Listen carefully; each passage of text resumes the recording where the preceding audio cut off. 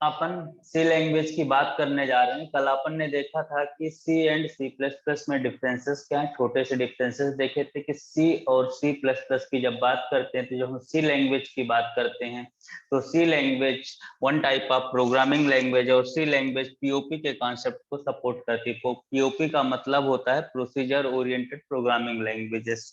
Okay, कल हमने एक वर्ड बोला था कि main is a user defined function. कुछ लोगों का कहना रहता है, आज अपन स्पेसिफिक चर्चा करेंगे या अपन स्पेसिफिक डिस्कशन करेंगे मेन फंक्शन पे। किस पे अपन आज डिस्कशन करेंगे? मेन फंक्शन पे। Okay, main is a one type of function. सबसे पहले अपन बात करें कि मेन है क्या। पहले तो फंक्शंस है। फंक्शंस हमारे पास मोस्टली टू टाइप के अवेलेबल है, प्री डिफाइंड फंक्शन और यूजर डिफाइंड फंक्शंस। ओके, कैसे कैसे फंक्शंस है हमारे पास? Pre defined functions and user defined function. अभी फंक्शन की बात नहीं कर रहा हूँ, सी प्रोग्रामिंग लैंग्वेज में अपन बहुत बेसिक कॉन्सेप्ट की बात कर रहे हैं। छोटी छोटी चीजों की मैं बात करता हूँ कि इन छोटी छोटी चीजों को जब आप एकेडमिक में रहते हैं तो चीजों को नहीं बताया जाता और आप वीक हो जाते हैं और समझ नहीं पाते, तो प्रोग्रामिंग की ओर आपका रुझान नहीं बढ़ता है। तो आप ध्यान से समझिएगा, वेरी वेरी इंपॉर्टेंट कॉन्सेप्ट।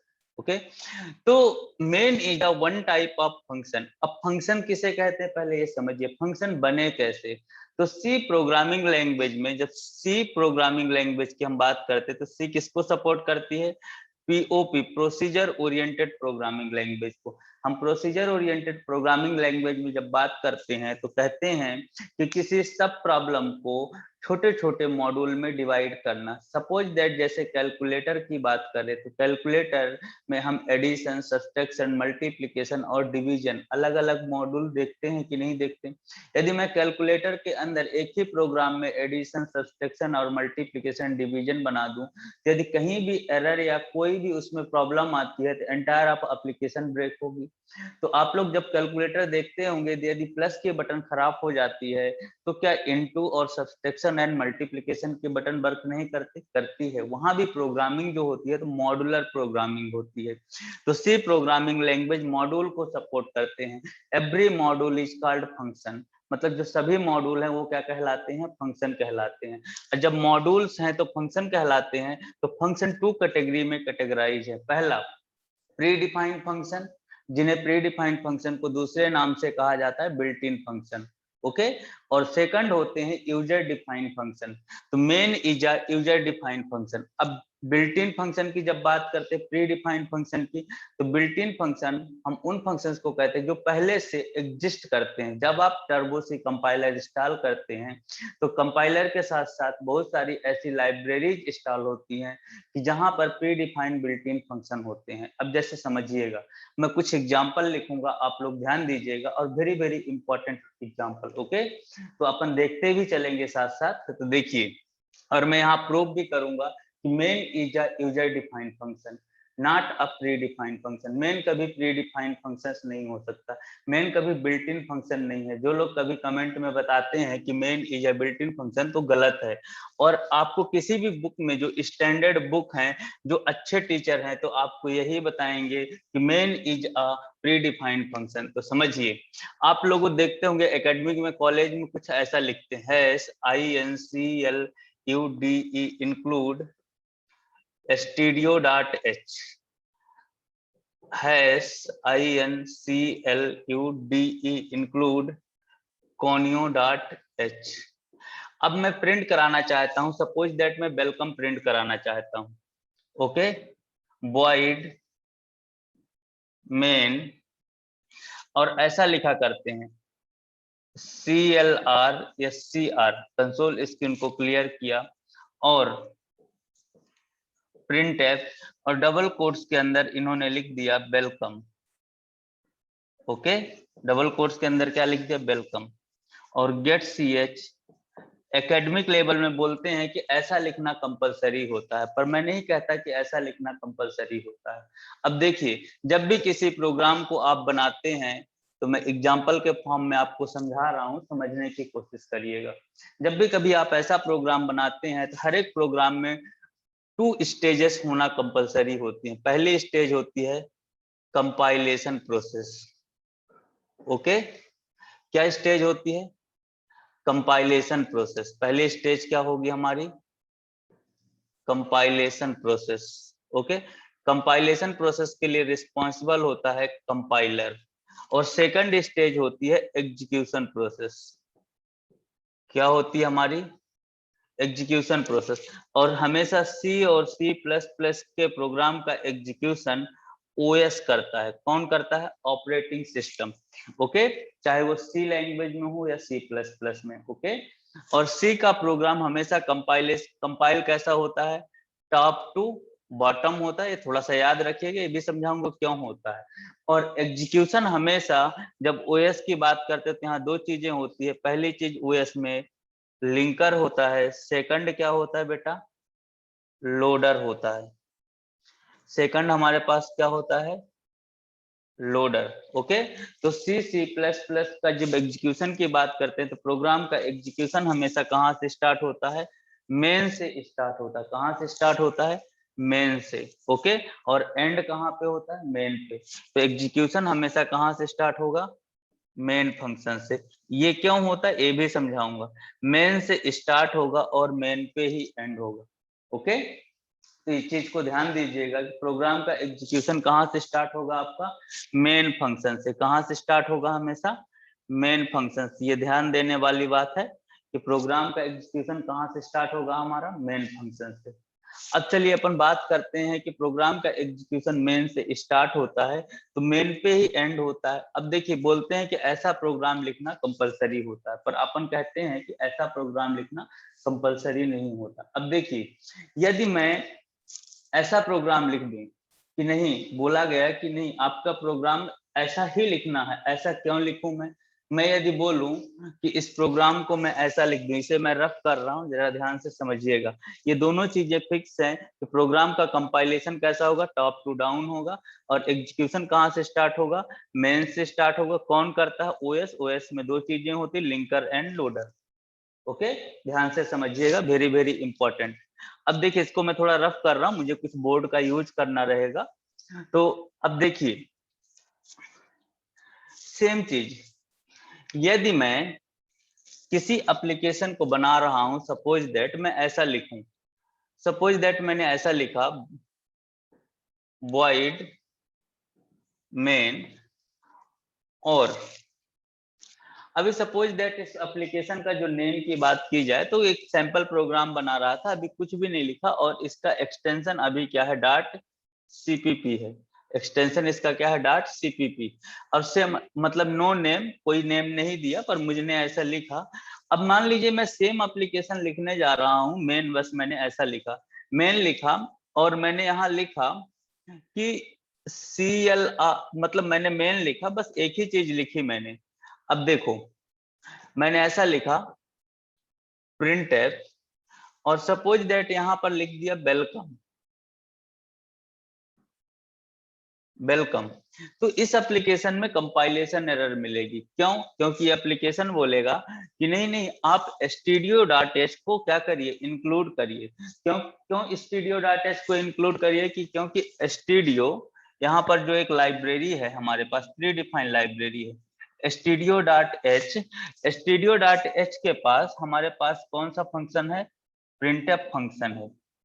कौन सा फंक्शन है? printf, SCANF, scanf. अब प्रिंटफ कैसा फंक्शन है? डॉट डॉट डॉट etc, बहुत सारे फंक्शन है, एक से ज्यादा, मोर देन वन। प्रिंटफ कैसा फंक्शन है? प्री डिफाइंड फंक्शन है। ये किसी न किसी लाइब्रेरी में अवेलेबल। इसी तरीके से CLR, SCR भी किसी न किसी लाइब्रेरी में अवेलेबल है। गेट CH भी किसी न किसी लाइब्रेरी में अवेलेबल है। अब समझिए, अब प्रिंटफ फंक्शन किस लाइब्रेरी में है? conio.h। अब लाइब्रेरी को कॉल करने के लिए हमें फाइल इंक्लूजन डायरेक्टरी की नीड होती, तो हैज INCLUDE, इंक्लूड, इसे कहते हैं फाइल इंक्लूजन डायरेक्टरी। और हम यूज करते हैं एगुलर ब्रैकेट का जब प्री डिफाइंड लाइब्रेरी को मुझे यूज करना होता है। तो stdio.h को यूज किया, तो अब ये कंपाइलेशन एरर हट जाएगी। ओके, अब समझिए, कंपाइलेशन एरर हट जाएगी, यहाँ कोई भी कंपाइलेशन एरर नहीं आएगी। बट मेन किसी भी लाइब्रेरी में अवेलेबल नहीं है। मेन किस लाइब्रेरी में अवेलेबल है? कि हम ऐसा नहीं कह सकते। यदि मेन किसी ना किसी लाइब्रेरी में होता तो मेन में लोग कहता कि मैं जब ऐसा लिखूं, देखिए मैं 2 क्वेश्चन यहाँ लिख रहा हूँ, ध्यान दीजिएगा, दोनों चीजें बिल्कुल वैलिड है, भी प्रूव करके दूंगा, आने वाले टाइम में अपन प्रैक्टिकल भी करेंगे। तो देखिए मैं यदि ऐसा लिखूं, मैंने पिछले वीडियो में भी बताया था वॉइड मेन, और मैंने कोई भी लाइब्रेरी नहीं लिखा, यहाँ कोई स्टेटमेंट नहीं लिखा, तो ये बिल्कुल वैलिड है, 100% ये वैलिड है आपका, और यहाँ कोई भी कंपाइलेशन एरर नहीं आएगी। अब देखिए यदि बोलते कि नहीं नहीं, अब यहाँ पर मैं ऐसा लिख दूं कि वॉइड, और एक मिनट रुकिएगा, यहाँ से दिखना चाहिए आपको, तो मैं एक चीज और लिख देता हूं, यदि मैं ऐसा लिख दूं, यहाँ पर ध्यान से समझिएगा, मैं ऐसा लिख दूं वॉइड, मान लीजिए मैंने सम लिख दिया, क्या लिख दिया, सम, और तो भी ये कंपाइल होगा, ये दोनों प्रोग्राम कंपाइल होंगे 100%, ये प्रूव करके मैं दूंगा कि कंपाइल क्यों होंगे। ओके, इनमें कोई कंपाइलेशन एरर नहीं है, ठीक है, बट ये कंपाइल होगा और एग्जीक्यूट भी होगा, बट ये प्रोग्राम एग्जीक्यूट नहीं होगा। ओके, इसका रीजन बताऊंगा कि क्यों नहीं होगा, अभी प्रूव करेंगे अपन जो जो चीजें मैं लिख रहा हूं। और देखिए यदि मेन बिल्ट इन फंक्शन होता तो किसी ना किसी लाइब्रेरी में होना चाहिए मेन को, तो ऐसी कौन सी लाइब्रेरी है कि जिस लाइब्रेरी में मेन फंक्शन अवेलेबल हो, तो ऐसी कोई लाइब्रेरी नहीं है जिसमें मेन फंक्शन अवेलेबल हो। Okay, main built in function नहीं है, मेन यूजर डिफाइंड फंक्शन है। मेन कैसा फंक्शन है, यूजर डिफाइंड फंक्शन, अभी अपन प्रैक्टिकल भी देखेंगे और प्रूफ करके मैं दूंगा कि मेन एक कैसा फंक्शन है, यूजर डिफाइंड फंक्शन, ये दोनों बिल्कुल वैलिड है। और जब हमने यहाँ stdio.h लगा दिया, क्योंकि printf फंक्शन किस लाइब्रेरी में है, stdio.h, clr किस लाइब्रेरी में है, conio.h, तो इसलिए हम conio.h लगाते हैं। getch भी किस लाइब्रेरी में है, conio.h लाइब्रेरी में, clr भी किस लाइब्रेरी में है, conio.h। ओके, और printf किस लाइब्रेरी में है, stdio.h। लाइब्रेरी का यूज हम तभी करते हैं जब हमें कौन से फंक्शन की नीड होती है, बिल्ट इन फंक्शन की नीड होती है, प्री डिफाइंड फंक्शन की नीड होती है। क्योंकि लाइब्रेरी जब हम कंपाइलर को इंस्टॉल करते हैं तो जो लाइब्रेरी है, तो लाइब्रेरी के अंदर बिल्ट इन फंक्शन ऑलरेडी पहले से बने हुए हैं, और लाइब्रेरी में बिल्ट इन फंक्शन एग्जिस्ट करते हैं। इसी तरीके से बहुत सारी लाइब्रेरी एग्जिस्ट करती हैं, जैसे conio.h, stdio.h, math.h, dos.h, n number of libraries, n number of library. Okay, तो अपन बात कर रहे थे किसकी, कि मेन की बात कर रहे थे, तो main is a user defined function. अब देखिए यदि मेन यूजर डिफाइंड फंक्शन नहीं होगा तो ये प्रोग्राम सम कंपाइल नहीं होना चाहिए।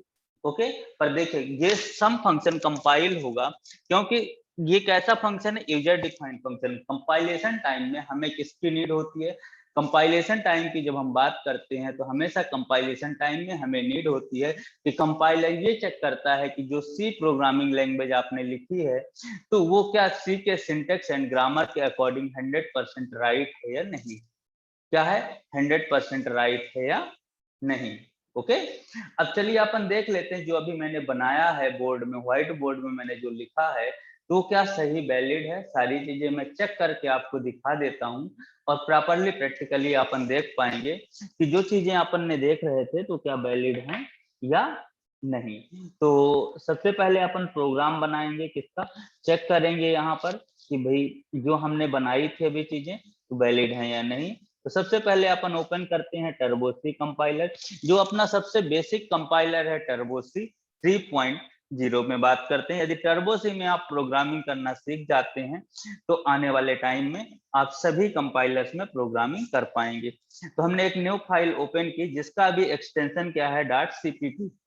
ओके, अब देखिए यदि मैं कहता हूं कि सबसे पहले बात यहां देख लेते हैं कि void main, अब ध्यान से समझिएगा, void main मैंने लिखा, अभी मैंने कोई लाइब्रेरी इंक्लूड नहीं की, पहले समझिए।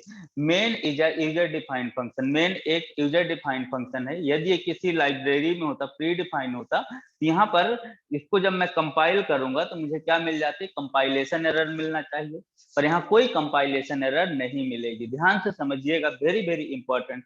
तो सबसे पहले जब मैं कंपाइल करता हूं तो देखिए कंपाइलिंग लिखा हुआ है यहाँ, no warning no error. Okay. अब देखो, यदि ये यूजर डिफाइंड फंक्शन है तो मैं यहाँ मेन की जगह कोई भी फंक्शन नेम लिखूं तो इससे कंपाइल होना चाहिए। तो जैसे मैंने यहाँ सम लिख दिया, ओके, तो भी ये प्रोग्राम कंपाइल होगा। ओके, यहाँ मैं सम की जगह कोई भी यूजर डिफाइंड फंक्शन नाम लिख दूं, मैंने suppose that x by Z लिख दिया, तो भी ये प्रोग्राम कंपाइल होगा। अब देखिए, यहाँ पर मैंने मेन लिखा तो मेन से कंपाइल भी हुआ, कंपाइल किया और लिंक भी किया, क्योंकि ओएस के पास क्या होता है, लिंकर। ये मेन के बगैर प्रोग्राम एग्जीक्यूट नहीं हो सकता। क्यों? आने वाले टाइम में जब मैं आने वाले टाइम में जब मैं अगली वीडियो या आने वाले टाइम में बनाऊंगा किसकी, मैक्रो की, तो मैक्रो में मैं बताऊंगा, मैक्रो में एक मिसलेनियस डायरेक्टरी होती है प्रगमा, ओके, और डास ओएस के कुछ फंक्शन होते हैं जहां स्टार्टअप कमांड और एग्जिट कमांड होती है। तो लिंकर के अंदर दिया गया है कि मेन जो स्टार्टिंग के लिए दिया गया है कि प्रोग्राम कहाँ से स्टार्ट होना चाहिए, स्टार्टअप कमांड में, कि हमारा प्रोग्राम मेन से ही स्टार्ट होना चाहिए। और इसी तरीके से एग्जिट मतलब एंड होने के लिए वहां पर लिंकर के अंदर पहले से कमांड दी गई है कि हमारा प्रोग्राम कहाँ पे एंड होना चाहिए, मेन फंक्शन पे। तो इसलिए अपन मेन फंक्शन लिखते हैं, पर main is a one type of user defined function. Okay, अब देखिए यहां पर समझिए, जितने भी बिल्ट इन फंक्शन होते हैं तो सभी बिल्ट इन फंक्शन किसी ना किसी लाइब्रेरी में एग्जिस्ट होंगे, तो ये कोई कंपाइलेशन एरर नहीं। अब मैं चाहता हूं कि मैं क्या प्रिंट कराना चाहता हूं, मैं प्रिंट कराना चाहता था सपोज दैट वेलकम। क्या प्रिंट कराना चाहता था, वेलकम। ओके, तो मैंने यहाँ पर लिखा। अब देखिए, इसे जब कंपाइल करोगे तो आपको कंपाइलेशन एरर मिलेगी। अब यहाँ पर कंपाइलेशन एरर क्या बोल रहा है कि function printf should have a prototype. मतलब printf फंक्शन कैसा फंक्शन है, प्री डिफाइन और बिल्ट इन फंक्शन है। ये किसी ना किसी लाइब्रेरी में अवेलेबल है, उस लाइब्रेरी का हमें क्या चाहिए, उस लाइब्रेरी का हमारे पास यहाँ पर जिस लाइब्रेरी में printf फंक्शन एग्जिस्ट कर रहा है तो उसे हमने क्या नहीं किया, कॉल नहीं किया है। तो printf फंक्शन को उसकी लाइब्रेरी नहीं मिल रही, मतलब उसकी बॉडी नहीं मिल रही जो printf फंक्शन के अंदर बॉडी बनी हुई है। तो लाइब्रेरी को कॉल करने के लिए फाइल इंक्लूजन डायरेक्टरी का यूज करते हैं, हैश include इंक्लूड। ओके, यहाँ लिख देंगे conio डॉट एच। ओके, क्या लिख देंगे, conio dot sorry stdio dot H.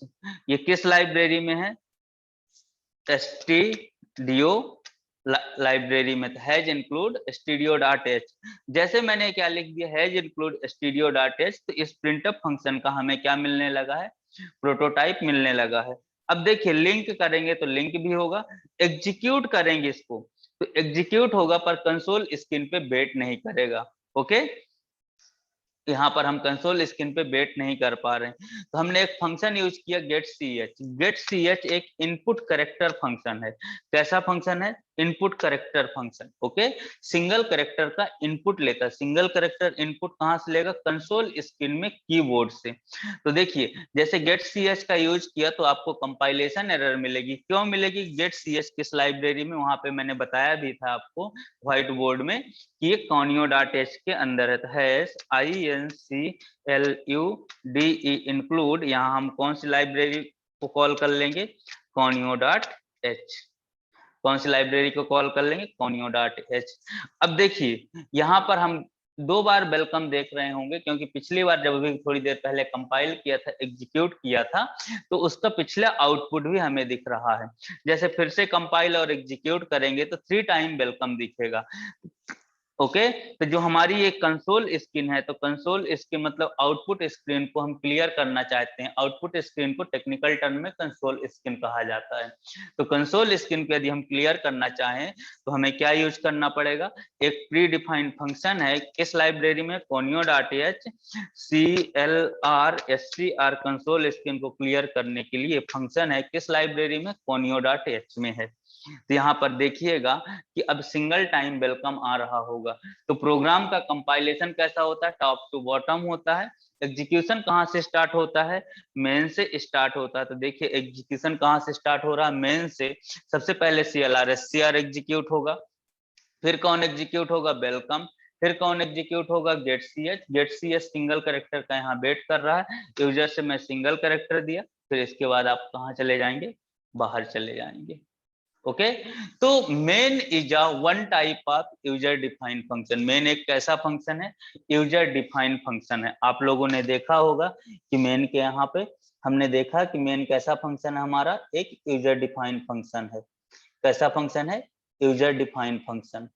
Okay तो अपन ने प्रैक्टिकली देखा कि मेन हमारा कैसा फंक्शन है? यूजर डिफाइंड फंक्शन है। अब मेन की बात कर ली हमने, देख लिया यहाँ पर, और ये भी देखा कि जो जो चीजें मैंने बताई तो प्रूफ भी किया। अब लोग बोलते हैं कि नहीं, तो अब मैं यहाँ कुछ कहना चाहता हूँ, ध्यान से समझिएगा, वेरी वेरी इंपॉर्टेंट। थोड़ा सा एक कुछ और छोटा सा प्रोग्राम लिख रहा हूँ, ध्यान दीजिएगा। मान लीजिए कि सपोज दैट 2 नंबर को मैं ऐड करना चाहता हूँ। क्या करना चाहता हूँ? 2 नंबर्स को ऐड करना चाहता हूँ। तो देखिए, जब मैं 2 नंबर्स को ऐड करना चाहता हूँ, बहुत सिंपल प्रोग्राम लिखूंगा। सपोज दैट मैंने एक प्रोग्राम लिखा यहाँ पर कि इंटीजर सम, ओके, और यहाँ पर हमने इंटीजर टाइप एक वेरिएबल बनाया एक्स, और सेकंड वेरिएबल बनाया वाई। एक्स की वैल्यू हमने दे दी 40, वाई की वैल्यू हमने दे दी 90, और यहां लिख दिया प्रिंट एफ। यहां पर हमने लिखा printf sum equal to percentage D, okay, backslash N, और किसकी वैल्यू प्रिंट करा ली? एक्स प्लस वाई, कोई दिक्कत नहीं है। और हमने यहाँ रिटर्न टाइप दे दिया return 0, okay. Last previous video में बता चुका हूँ रिटर्न वैल्यू हम क्यों देते हैं। तो इसकी जब हम बात करेंगे तो यहाँ पर 2 प्रोसेस होंगी हमेशा। पहली प्रोसेस क्या होगी? Compilation process, okay. ये प्रोग्राम हमारा 100% कंपाइल होगा, यस, ओके, 100% वैलिड है सी और सी प्लस प्लस के सिंटेक्स पे। पर ये प्रोग्राम हमारा एग्जीक्यूशन की जब बात करूंगा, एग्जीक्यूशन की, तो ये प्रोग्राम अभी एग्जीक्यूट कौन करेगा? ओएस। तो ये प्रोग्राम एग्जीक्यूट नहीं होगा। क्यों? क्योंकि एग्जीक्यूशन कहां से स्टार्ट होता है? मेन से स्टार्ट होता है। कहां से स्टार्ट होता है? मेन मेथड से, ओके। तो यदि इस प्रोग्राम में मैं क्या बना दूं? मेन मेथड बना दूं, तो ऐसा मैं लिख दूं void मेन। अब समझिए, तो ये प्रोग्राम एग्जीक्यूट भी हो जाएगा, तब ये प्रोग्राम एग्जीक्यूट होगा। और मैंने यहां लिख दिया, क्या लिख दिया? Get C H. अब देखिए यहाँ पर प्रिंटफ यूज है, यहाँ गेट सी एच मैं लिख रहा हूं, तो मुझे दोनों लाइब्रेरी को यूज करना पड़ेगा। प्रिंटफ के लिए हमें कौन सी लाइब्रेरी लिखनी पड़ेगी? stdio.h, और गेट सी एच के लिए हमें कौन सी लाइब्रेरी लिखनी पड़ेगी? conio.h, okay. मैं ऊपर अभी लिखा नहीं हूं, ओके, तो ऊपर चाहे मैं लिख भी दूं, कहिए तो has include stdio.h, has include conio.h, इतना आप अंडरस्टैंड करिएगा, ओके। तो अब ये प्रोग्राम एग्जीक्यूट होगा, बट जब हमने मेन लगाया तब एग्जीक्यूशन स्टार्ट हुआ। पर एग्जीक्यूशन के पहले मैंने क्या कहा कि ये प्रोग्राम कंपाइल हो जाता, मैं मेन लिखूं या ना लिखूं, 100%। क्यों? क्योंकि कंपाइलेशन प्रोसेस यहाँ कैसी हो रही थी? Top to bottom, okay. Main के बगैर प्रोग्राम एग्जीक्यूट नहीं हो सकता, ओके, ठीक है। और जो लोग बोलते हैं कि main is a built in function, ये बिल्कुल गलत है। मेन कभी भी बिल्ट इन फंक्शन नहीं हो सकता। मेन के लिए किसी लाइब्रेरी की नीड नहीं है, ओके। और मेन कहीं लिखा नहीं गया है, मेन बस डिफाइन किया गया है दास ओएस कमांड पे, लिंकर के अंदर। कौन सी कमांड? Startup command, okay. अब जब मैं कभी भी आने वाले टाइम में जब मैं प्रेग्मा के वीडियो बनाऊंगा, हैज प्रेग्मा मतलब जिसे हम कहते हैं मैक्रो, ओके, जब मैं मैक्रो आप लोगों को पढ़ाऊंगा, यहाँ पे बताऊंगा कि कुछ वीडियो बना के डालूंगा, तो मैं जरूर डालूंगा कि मेन के बगैर आप कहीं से भी प्रोग्राम का स्टार्टअप कर सकते हैं और कहीं भी एंड कर सकते हैं। ऐसा नहीं है कि प्रोग्राम का एग्जीक्यूशन हमेशा मेन से ही स्टार्ट होगा। खुद का अपना मेन बना सकते हैं, कहीं से भी प्रोग्राम का क्या कर सकते हैं? एग्जीक्यूशन स्टार्ट कर सकते हैं, कहीं भी एंड कर सकते हैं, ये पॉसिबल है। बट अभी डिफॉल्ट लिंकर के अंदर लिखा गया है कि एक स्टार्टअप कमांड होती है डास ओएस में। कहाँ पे? डास ओएस में। कौन सी कमांड है? स्टार्टअप। ध्यान से समझिएगा, स्टार्टअप कमांड होती है। वहां पर लिखा गया है, फिक्स है जो लिखा गया है वो भी बता देता हूं कि हैज प्रेग्मा स्टार्टअप मेन, और एग्जिट होने के लिए कमांड होती है dash OS में, एग्जिट कमांड। तो वहां पर लिखा गया है pragma एग्जिट मेन। इसलिए प्रोग्राम का एग्जीक्यूशन हमेशा कहां से स्टार्ट होता है, मेन से स्टार्ट होता है, और एंड कहां पे होता है, मेन पे होता है। कहां पे एंड होता है, मेन पे। चलिए, ये जब अभी मैंने एग्जांपल लिखा तो मैं इसको आप लोगों को प्रैक्टिकली बता देता हूं, फिर आगे अपन देखते हैं, ठीक है। तो सबसे पहले हम इसको देख लेते हैं, प्रैक्टिकली देख लेते हैं यहाँ पे कि भाई ऐसा हो पा रहा है कि नहीं। ओके, तो चलिए देखिए, यहाँ पर ध्यान से समझिएगा, आप लोग प्रैक्टिकली भी देख लें चीजों को कि ऐसा हम कर पा रहे हैं कि नहीं कर पा रहे हैं। जो मैंने कहा, जो व्हाइट बोर्ड में बताया, तो बिल्कुल वैलिड है। तो देखिएगा, यहाँ पर मैंने एक फंक्शन बनाया। किस नाम का फंक्शन बना दिया, सम नाम का। तो रिटर्न टाइप इंटीजर दिया, और sum सम नाम का मैंने फंक्शन बनाया यहाँ पर। किस नेम का, सम नाम का। ओके, अब ध्यान से समझिएगा। अभी मैंने यहाँ पर कितने वेरिएबल ले लिए, इंटीजर, एक वेरिएबल ले लिया x, एक वेरिएबल ले लिया यहाँ पर x, और अदर वेरिएबल ले लिया y। मैंने 2 वेरिएबल्स लिए हैं। ओके, अब x की वैल्यू मैंने लिख दी यहाँ पर 40, और y की वैल्यू मैंने लिख दी यहाँ पर 90। y इक्वल टू 90 मैंने लिख दिया। ओके, अब यहाँ पर मैंने लिख दिया printf। printf is a pre defined function. Okay, printf कैसा फंक्शन है, प्री डिफाइंड फंक्शन है, और मैं किसकी वैल्यू प्रिंट कराना चाहता हूँ, यहाँ सम की वैल्यू प्रिंट कराना चाहता हूँ। यहाँ लिख दिया sum, सम मैसेज दे दिया, और %d, न्यू लाइन के लिए \n मैंने यहाँ पे लगा दिया, और यहाँ पर मैंने लिख दिया x प्लस y। ऐसा पॉसिबल है, बिल्कुल, नो डाउट। ओके, अब देखिए, यहाँ पर रिटर्न टाइप में क्यों दूंगा कि मैंने रिटर्न वहां पर इंटीजर टाइप देख रखा है, RETURN, रिटर्न। मैंने 0 दे दिया, 0 is a 1 type of integer value. अब देखिए, यहाँ पर मैंने कंपाइल किया, 100% प्रोग्राम आपको दिख रहा होगा कंपाइल होगा, पर ये प्रोग्राम एग्जीक्यूट नहीं हो सकता। इसमें कैसी एरर मिलेगी मुझे, लिंकिंग एरर मिलेगी। यहाँ पर देखिएगा, जब मैं इसको F9 करूंगा तो यहाँ लिंकिंग एरर मिल रही होगी। अब ये लिंकिंग एरर होती क्या है, लिंकर बताता है कि उसे मेन नहीं मिल रहा। क्यों, क्योंकि उसके पास जो स्टार्टअप कमांड लिखी है तो मेन नहीं है। प्रोग्राम का एग्जीक्यूशन कहाँ से स्टार्ट होगा, मेन से स्टार्ट होगा। तो देखिएगा जरा यहाँ पे, ये मैं प्रूफ भी कर देता हूं। तो यहाँ पर मैंने लिखा void main, क्या लिखा मैंने, void main, समझिए।